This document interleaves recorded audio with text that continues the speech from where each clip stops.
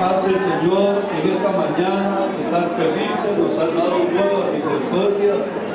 Yo te doy gracias, Señor, por mi hermano Carlitos Alvero, por su esposa doña Rosana, por sus hijos, sus nietos, por toda su descendencia.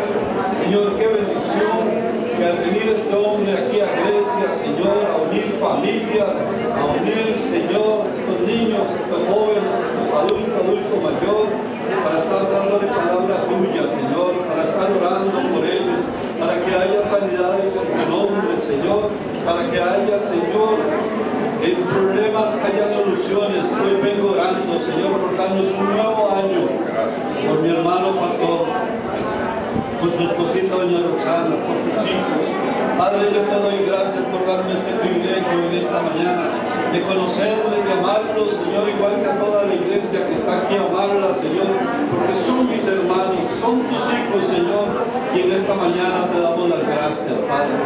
Qué maravilloso eres, Señor, qué maravilloso eres, Jesús, porque en esta mañana compartimos algo hermoso, precioso, porque en ti hay gozo, hay felicidad, hay fiesta, Señor. Y si hay fiesta en el cielo, hay fiesta en este lugar, en esta iglesia del Evangelio de Dios.